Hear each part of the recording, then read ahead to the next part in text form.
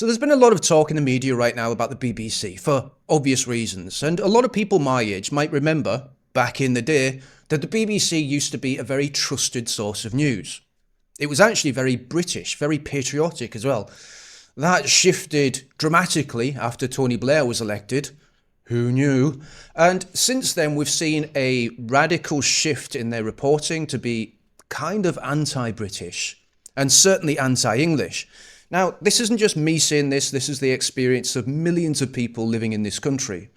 But you wouldn't know that listening to what seems to be a left-wing coalition or left-wing cabal of media personalities, news outlets, and political figures who say that the BBC is completely impartial, that there's no problem with the BBC and there never has been. And in fact, you're just a big fat racist for even saying that there is.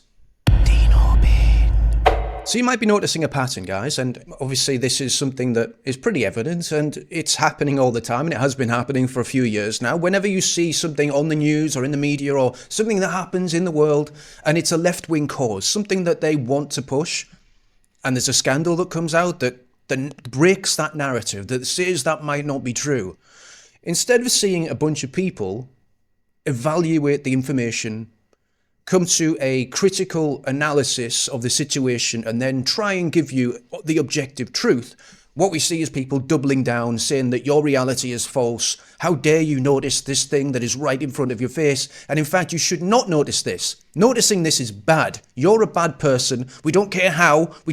Ignore how you're a bad person. That doesn't make any sense. So just concentrate on the fact that you are bad. And if that doesn't work, we'll just censor you. And we'll delete your social media accounts if you even talk about it. Have you noticed this? It's been going on a while. Let's see, it started with the Iraq War.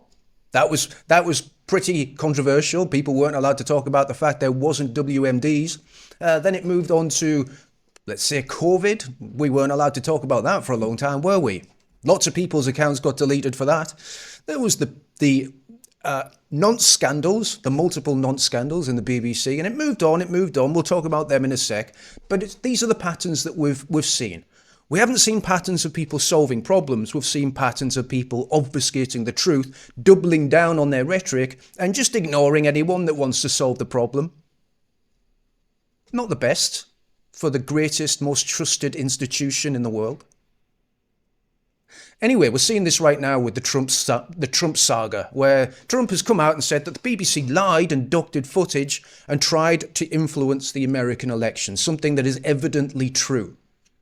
Not that anyone on the left would ever admit that. But before we get into that, guys, if you do like this channel, there's not many right-wing YouTube channels right now that would go as far as I do, say what I do, and do what I do. Probably because they'd be arrested, but here we are. So if you do want someone that will actually say the things that are left unsaid, then please support me by subscribing to the channel. So as you're all aware right now, BBC director Tim Davie and News CEO Deborah Turners have resigned over the Trump documentary edit, something that a lot of people are saying may have influenced the American election. Now, why people would resign if they were not guilty of something, I don't know. But apparently, that's not true. None of that is true. Don't believe your lying eyes. And we're seeing a lot of coverage, a lot of political commentators, a lot of politicians, and a lot of media personalities come out and say that this is all poo-poo. You're all poo-poo. How dare you eat the poo-poo? They're telling us the BBC defamed President Trump by intentionally and deceitfully editing its documentary in order to try to interfere in the presidential election. The accusation could hardly be more serious. President Trump, this source is telling us, will continue to hold accountable those who traffic in lies, deception and... Now, Dr. Samir Shah has come out and apologised for the BBC altering this footage, although he remains in his job for some reason, and instead the entire left-wing media apparatus has decided to pivot and blame this on Trump and claim that he's some kind of megalomaniac who needs to be controlled and reined in. The BBC, yes, they've made one mistake in the past and they apologise for that, but the real problem, everyone, is Donald Trump.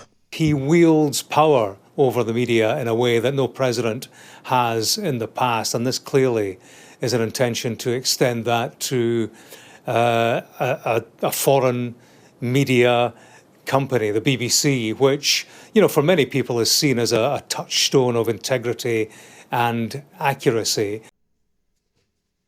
Now, there's many things that I would say that the BBC is known as a touchstone for. Integrity and accuracy is probably not one of them. No, there's other things that the BBC is very famous for touching. Or at least their employees that they very handily cover up for, and have done for decades, even to this day. Integrity and honesty, not known for that these days, is it? Something is misinformation. Who is the arbiter of that? Is it the BBC? You're literally asking me? Yes. Well, no, you Who are is the arbiter? You are the arbiter on Twitter, because you own Twitter. Yes, I'm saying, who is to say that one person's misinformation is another person's information? At the point at which you say that there is, this is misinformation, like, who is going to decide that? You accept that misinformation can be dangerous, that it can cause real-world harms, that it can potentially cause... Yes, so the point I'm trying to make is that the BBC itself has, at times, published things that are false. Do you agree that that has occurred? I'm quite sure the BBC have said things before that turn out to not be true. Correct. In its, whatever it is, 100-year history, I'm quite sure. Yes. Even if you aspire to be accurate, there are times when you will not be. No, not according to Alistair Campbell. Alistair Campbell is of the opposite opinion, and by the way, this is not a guy that you want fighting in your corner. The real weakness of the BBC, as exemplified by recent events, is its failure to stand up to ludicrous claims from the right that it is somehow hugely biased to the left. Listening to the Telegraph journalists bleat about biased BBC or Reform MPs enjoying more platforming than any minority party in history underlines that. This work of the right-wing journalists and owners working hand in glove with the right-wing forces inside the BBC to undermine it, the Labour government needs to help the BBC stand up for itself and clear out those forces that want the BBC to fail. Dr. David Kelly was unavailable for comment. Yes, Alistair Campbell, the guy that lied to the entire world along with Tony Blair that there was definitely 100% WMDs in Iraq, and that's why we needed to send our British-born children over there to fight and die. Yeah, that guy believes that the BBC never lies. We've spoken to people very recently who were involved in moderation, and they just say there's not enough people to police this stuff, particularly around hate speech in the company. What hate speech are you talking about? I mean, you use Twitter. Right. Do you see a rise in hate speech? I mean, but just a personal anecdote, like what do you? I don't. Personally, for you, I would see I get more of that kind of content, yeah, personally. But I'm not going to talk to the rest of, for the rest of Twitter. So you see more hate speech personally? I would say I would see more hateful content in that. Content you don't like or hateful? What do you mean to describe a hateful thing? Yeah, I mean, just content that will solicit a reaction, something that may include something that is slightly racist or slightly sexist, those kinds of things. So you think if something is slightly sexist, it should be banned?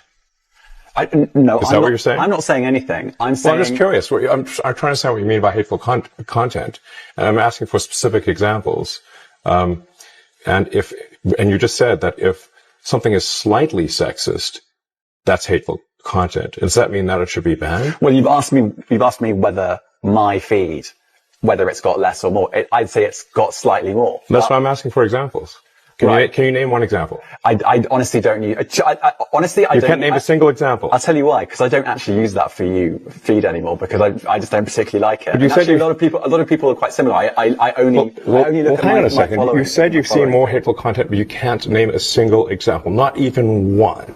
I'm not sure I've used that feed for the last 3 or 4 weeks, then how did you see the hateful content? Because I've been using Twitter since you've taken it over for the last 6 months. Okay, so then you must have at some point seen for you hateful content. I'm asking for one example. Right. And you can't give a single one. And I'm saying I say, sir, that you don't know what you're talking about. Ooh, lying to the actual person that you're interviewing about his own platform. That's pretty bad. That's pretty bad from a BBC journalist there. Kind of dumb as well. But you know what's worse? Lying about war. Lying about war, that's pretty bad. Lying about war just to make a political point. That's about as bad as it gets, isn't it? Missile hit the hospital not long after dark. Ya Allah! Ya Allah! Ya Allah! You can hear the impact. I've got to ask you about the hospital on the 17th of October. Luckily, okay. Yeah. The BBC was criticised heavily for its reporting of that event. Tell us what happened that night and, bluntly, where were you getting your information and do you regret anything that you said that night? So it broke in, I suppose, mid-evening. And to answer your question, no, I don't regret one thing in my reporting because I think I was measured throughout. I didn't race to judgment. But you said that building had been flattened. Oh yeah, well I got that wrong because I was looking at the pictures and what I could see was a square that appeared to be flaming on all sides, and there was a sort of a void in the middle, and I think it was a picture taken from a drone. And so, we have to piece together what we see. And I thought, well, that looks like the whole building's gone. And that was my conclusion from looking at the pictures, and I was wrong on that. And to answer your question, no, I don't regret one thing. Okay. Some people might get things wrong in the heat of the moments, and they might lie about those things, or just get the facts wrong, and then not regret getting those facts wrong. That's fine. Okay, that's fine. But what happens if you lie about something that hasn't happened yet? September 11th, there was worldwide live television coverage, and the coverage continued throughout the day. The interesting thing is that at 10 p.m. London time, which is 5 p.m. Eastern Standard Time, they reported that the Salomon Brothers building, Building 7, had collapsed. The only problem is Building 7 didn't collapse until 5:20 p.m. New York time. On the latest building collapse in New York, you might have heard a few moments ago, I was talking about the Salomon Brothers building collapsing. And indeed it had. It seems that this was not a result of a new attack. It was because the building had been weakened during this morning's attack. We'll probably find out more now about that from our correspondent, Jane Stanley. Jane, what more can you tell us about the Salomon Brothers building and its collapse? Well, only really what you already know. Details are very, very sketchy. As you can see behind me, the Trade Center appears to be still burning. We see these huge clouds of smoke and ash, and we know that behind that there's an empty piece of what was a very familiar New York skyline, a symbol of the financial prosperity of this city, but completely disappeared now, and New York is still unable to take on board what has happened to them today. Now, not long after that report, Building 7 did in fact collapse in a controlled demolition in a fire-related incident.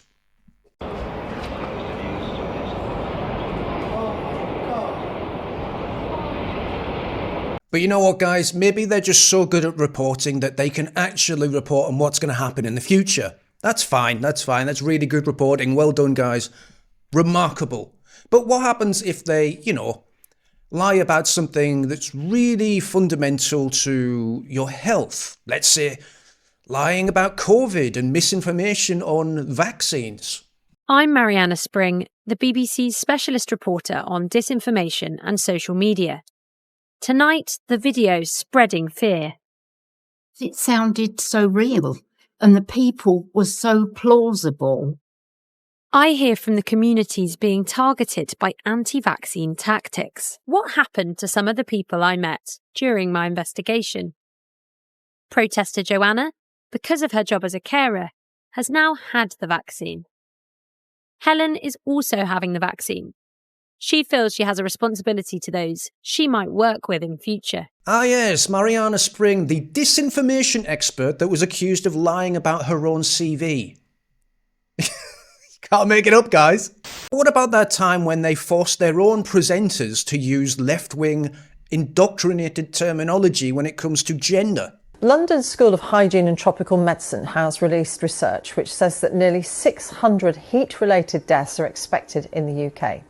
Malcolm Mystery, who is involved in the research, says that the aged, pregnant people, women, and those with pre-existing health conditions need to take precautions. Now, if I list all the examples that the BBC have openly lied to you, and it could go on, like transgenderism, weird identitarian politics, Brexit is a huge example, but again, we'd be here all day, guys, but let's concentrate on the reasons why this might be happening. What are some of the reasons that this has happened and it's been going on for so long? Well, it definitely has nothing to do with the fact that Tim Davie is a member of the World Economic Forum, or the fact that he used to work for Procter & Gamble and PepsiCo. You know, those wonderful, cosy, warm companies that have your best interests in heart. Or maybe it's the fact that Ofcom, that governing body in the UK that is meant to oversee the high standards at the BBC and maintain them, has recently come out in support of Tim Davie and his work.